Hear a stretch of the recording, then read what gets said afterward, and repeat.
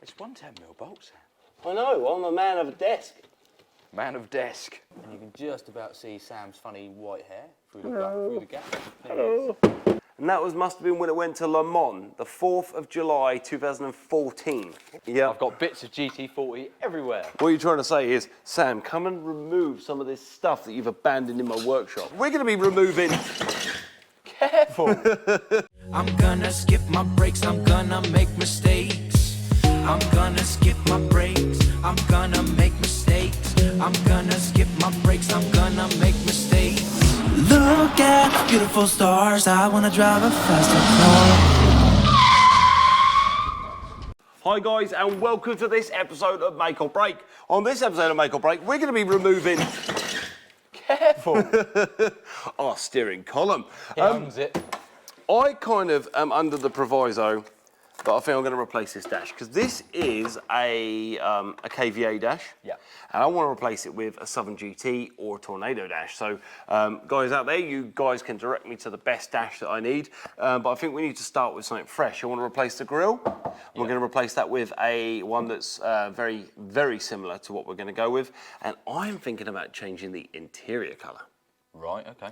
Because I've seen a Southern GT out there that's got a grey interior. Oh, lovely. And it looks unbelievable. In dark, it's all dingy, you can't see the details, you can't see how pretty it is. But in this car with a grey interior, it looks stunning. From the outside, you could see every detail. Yeah. And we want this car to be that good that we want you lovely people to see every detail. First of all, let's whip our dash back out as it's only rested in there. I'm going to go around the other side. I'm starting to run out of space. Yeah. I've got bits of GT40 everywhere. What you're trying to say is, Sam, come and remove some of this stuff that you've abandoned in my workshop. I've been the one taking it all apart. It's just that I'm running out of places to put things. So the dash has been the bane of my life. Every time I do anything on this car, I've been moving the dashboard. Right, let's pop that down. Ow, Charlie. Please be careful.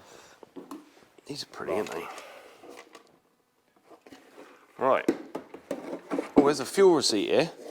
Ooh. Let's see what the date was, because it's probably the last time it was on the road.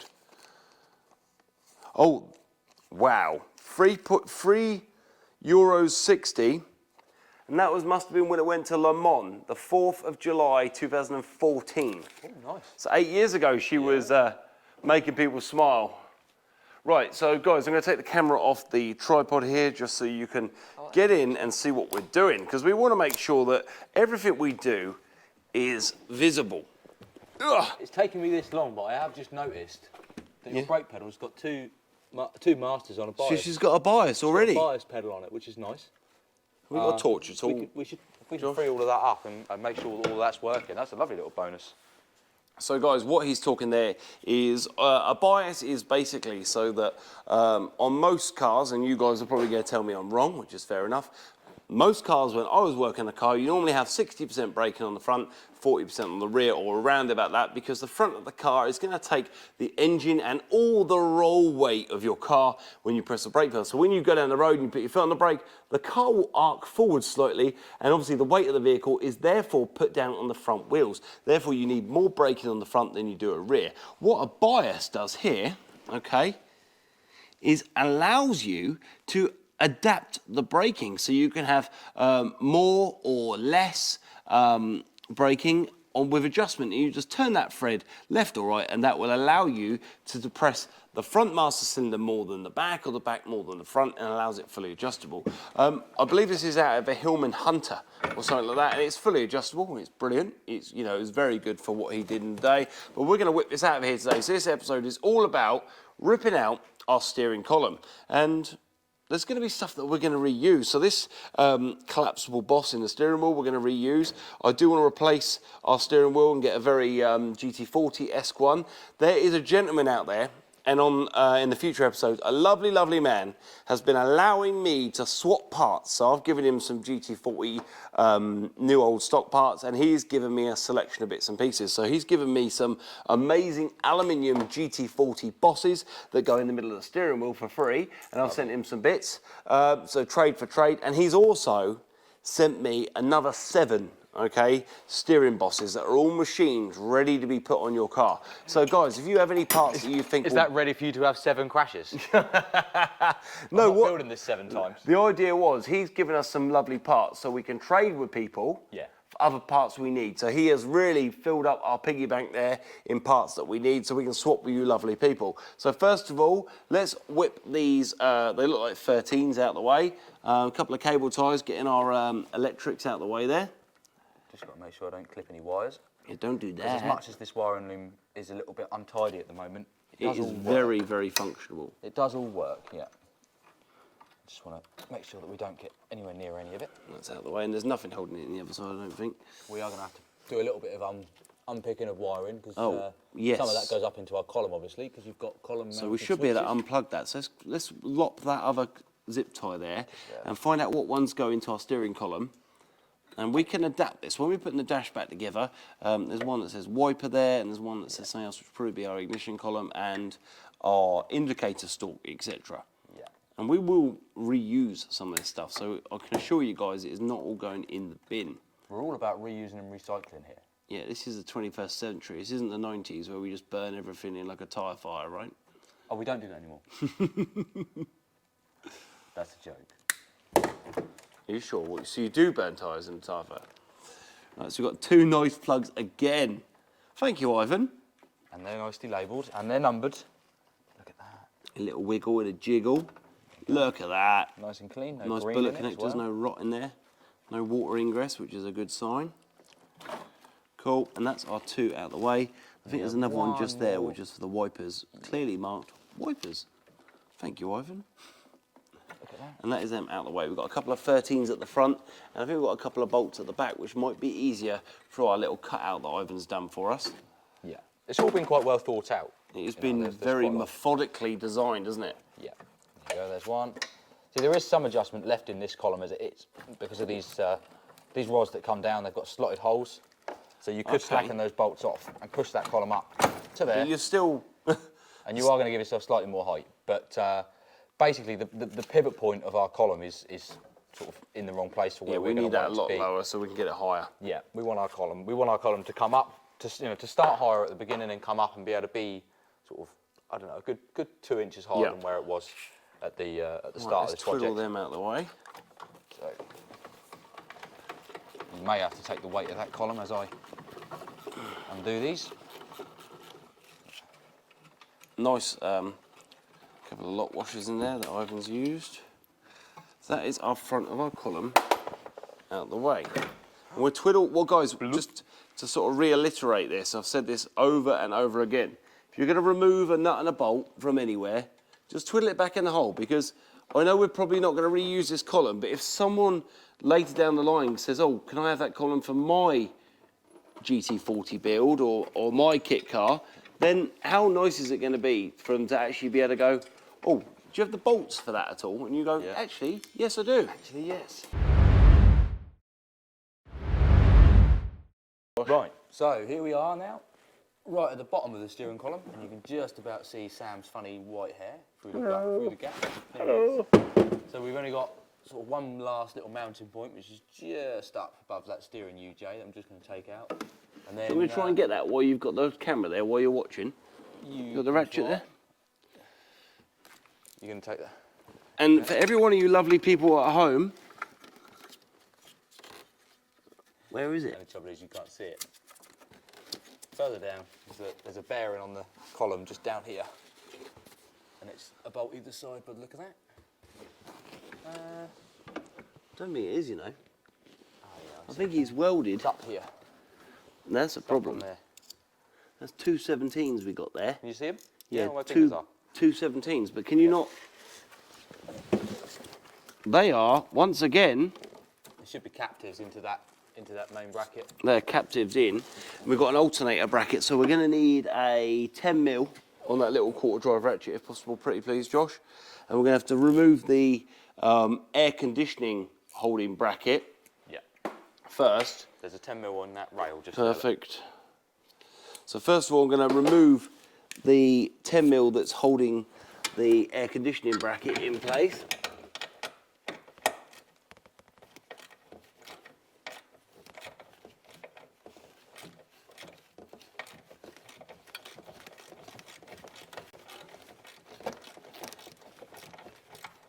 All we need now is some obligatory sort of hold music or lift music. Like that, yeah?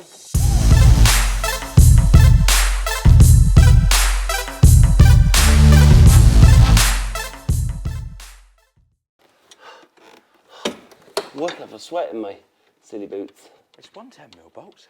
I know, I'm a man of a desk. Man of desk. Man of desk. Man who sits at desk. Well, that's out of the way. Now I've got another 10mm bolt in the way of that one. You wanna...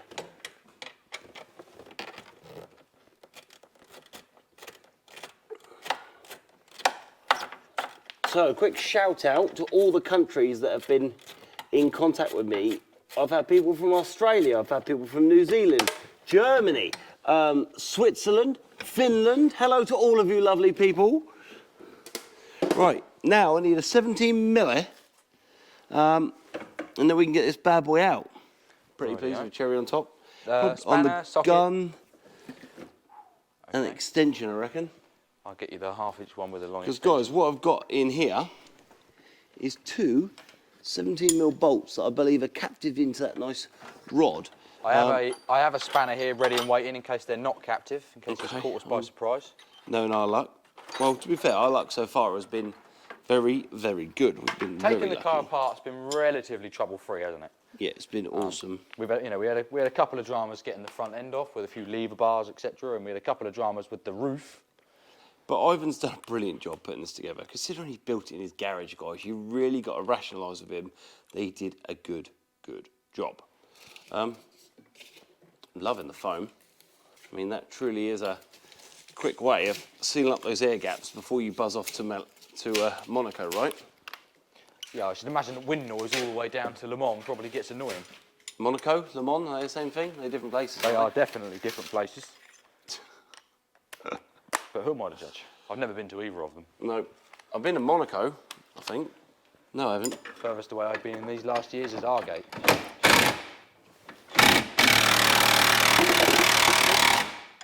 Captive? It's got a nut on it. It's got a nut. You ready? Yep. Got a lovely nylock nut there. You off? Yep, there's a bracket on the back of it with some nice earths. Okay, I've lost my socket. Guys, I am trying, I know this doesn't look very good from a mechanical point of view, but I am trying to hold it with a camera. Ugh. Hold a camera and remove nuts. Oh, I'm gonna have to just wind that nut out, I think, 'cause I can't get the socket off.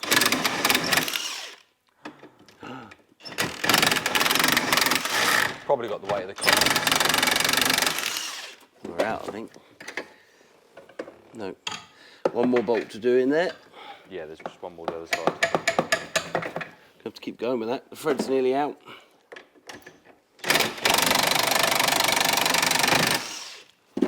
Oh, it's embarrassing. Would you like to swap sides and hold the spanner? Or are you, pretend I'm doing something. committed now? I'm in. Right, I got it out. There we go. There's our socket out. So now on to our second bolt that's in there. I'm going to hold that column, I think. Okay. It should be all right. You got the camera there? Yeah, I'm on mine. You ready?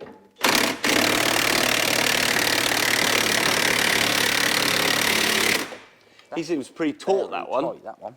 It's going, it's going. What I'm going to do, guys, is I'm going to remove the extension, because the actual extension itself will remove some of the power of the gun. So the extension is really good for getting in places, but it will remove the strength of the gun. And I reckon... How are we on, just a sec, how are we on battery life of that gun? It's got a tester on this. Oh, she's pretty good. Right. Let me know when you're ready. I will let you know when I'm ready, just a sec. I'm just going to try and find a better place to purchase, because although that nut looks like it's You good? very easy to get to, it's actually hidden by a brake pipe. Nice. Nice. Show people with the camera. There you go. You good?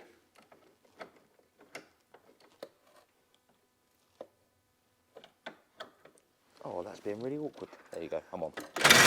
I was on. Famous last words. There you go. Ready? Let's see what that does. No, it's jumping. We are being defeated by one No, bolt. we are being defeated by holding the camera. I tell you what, can we swap? Will you get a spanner on your bolt? Oh, yeah. That would be... Uno gunno for you, oh. That would be a much simpler way of doing it. I think we're just using some words that we shouldn't be, like yes.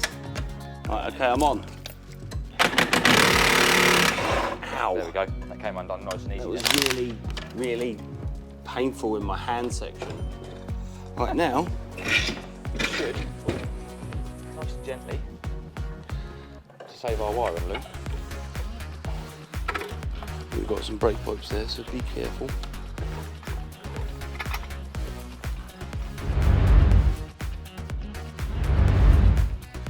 So, there you have it, guys. Hillman Hunter, or Hillman Avenger electronics up here with your Indy blinks and your wipers, your steering column, your start switch, down here to an adjustable knuckle. This allows it to go up and down and side to side. Down the bottom here, you've got a brand new, very, very pretty column adapter. So it allows it to go to that, because obviously the Ford one will be slightly different to the Hillman Hunter. Nice adjustable bracket there, which we'll definitely reuse. That's fantastic. So there you go. Bit of a longer episode today on Make or Break, but thanks for watching us remove our shafts. We're running out of things to unbolt now, Sam. I know, we're going to start putting it back together at some point. That's no fun. I know, right? See you Taking later. things apart is way more fun. He's right. He is right. We're going to leave on that note. Taking things apart is a lot faster and a lot more fun. See you later. Goodbye. Quick reminder, hit that subscribe button, the like button, and then the bell button, so you get alerts when we release new episodes, and follow us on social media too for extra stuff and more alerts about videos we're releasing, which at the moment is every Sunday and the odd Wednesday too. Bye for now.